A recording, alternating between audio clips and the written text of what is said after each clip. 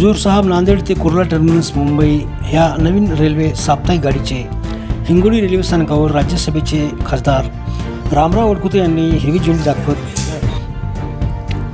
स्वागत केले। त्यांनी त्या गाडीच्या चालकाचा हार घालून सन्मान केला। ही गाडी नांदेड, पूर्णा, वसमत, हिंगोली, वाशिम, अकोला मार्गे मुंबईला जाणार आहे। या नवीन रेल्वे गाडीमुळे हिंगोलीकरांना दळणवळण करण्यासाठी फायदेशीर होईल असे मत खासदार रामराव वडकुते यांनी माध्यमांशी बोलताना व्यक्त केले। या प्रसंगी रेल्वे स्टेशन मास्तर ब्रिजमोहन मीना, रेल्वे सुरक्षा बलाचे निरीक्षक श्री पासवान, रेल्वे लोहमार्गाच्या सहाय्यक पोलीस निरीक्षक रेखा शहारे, तिकीट तपासणीक विनोद सोनकांबळे यांच्यासह रेल्वे कर्मचारी सह शशिकांत वडकुते, संजय कवडे, रामेश्वर गायकवाड, सागर अग्रवाल, प्रफुल्ल संचेती, विजय शिवाजी मुटकुळे, शिवशंकर गोगे, पवन उपाध्याय, श्री पुरोहित, सुनीता मुळे, रजनी पाटील, खोलाजी शिंदे, हरिभक्त पारायण, राम महाराज बनसोडे, विलास गोरे, बद्री घोंगडे, पंढरी ढाले सह शेकडो कार्यकर्ते उपस्थित होते। मोठ्या दिमागात या नवीन रेल्वे एक्सप्रेस गाडीचे स्वागत करण्यात आले।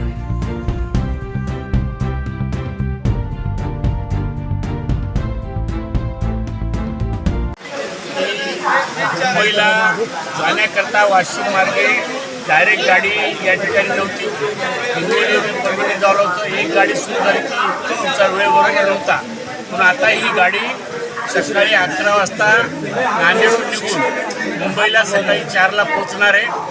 याच्यामध्ये सुद्धा वेळेमध्ये बराच फरक असल्यामुळं पुढं एकदा गाडी सुरू झाल्यावर मराठीत लिमन आहे, आधी ओसरी दिवसा नंतर घर कब्जा करावं, तशा प्रकारे ही गाडी आपण आता सुरू केलेली आहे। हिचा जो वेळ आहे तो सुद्धा लोकांच्या सोयीचा कसा करता येईल हे सुद्धा करण्यात येईल, अशा प्रकारचं मी आपल्या मार्फत जनतेला आश्वासन करतो। एक चांगला क्षण आहे। अजून सुद्धा एका गाडीवर आपण थांबणार नाही। तर आता पहिल्यांदाच संधी भेटली मला उच्च हाऊसमध्ये जाण्याची। या ठिकाणच्या जास्तीत जास्त गाड्या पुणे हो, मुंबई हो, या ठिकाणी जास्तीत जास्त गाड्या मिळवण्याचा मी प्रयत्न करेन। तशा प्रकारची एक वेळेस माझी रेल्वे मंत्र्यांची बैठकसुद्धा झाली। फक्त ट्रॅकची माहिती घेऊन की नवीन गाडीची मान्यता देण्याची त्यांनी मला तयारी दर्शवलेली आहे।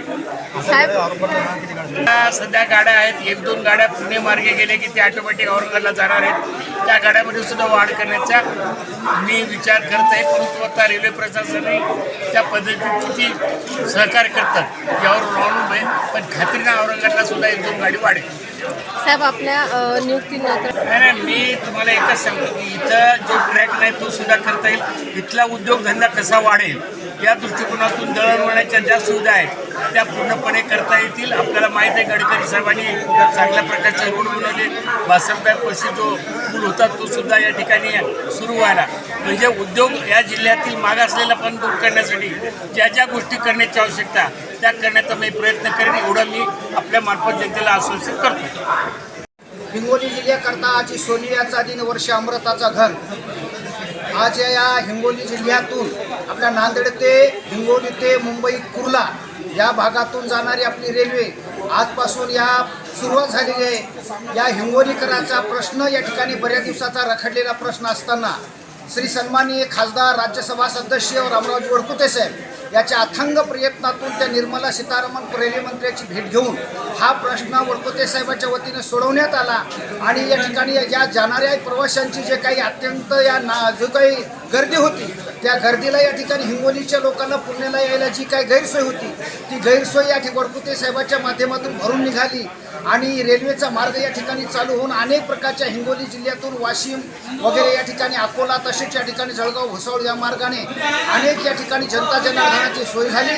याबद्दल रामराव वडकुते साहेबांचं आणि रेल्वे मंत्री साहेबांचं या ठिकाणी आणि आमच्याबरोबर असणारे रेल्वेचे कर्मचारी यांचं स्वागत करून पुढील या ठिकाणी वाटचालीला या ठिकाणी रामराव वडकुते साहेबांना शुभेच्छा देतो। आणि त्यांनी चांगलं काम केलं। शेळीमंडीचे अध्यक्ष असताना सुद्धा त्यांनी अनेक जनतेचे प्रश्न सोडवले। रामराव वडकुतेमध्ये जिथं कोणी नाही तिथं आम्ही असणारा या ठिकाणी रामराव वडकुतेचं काम प्रश्न सोडवण्याच करत आहे। म्हणून रामराव वडकुते साहेबांच्या माध्यमातून या ठिकाणी एक या जनता जनार्दनाचे प्रश्न सोडून या मराठवाड्याला न्याय मिळाला आणि अनेक पुढे सुद्धा न्याय मिळणार आहे अशी अपेक्षा व्यक्त करून वडकुते साहेबांच्या वाटचालीला भावी शुभेच्छा देऊन मी माझ्या बोलण्याला पूर्ण रामदेव जय श्रीराम।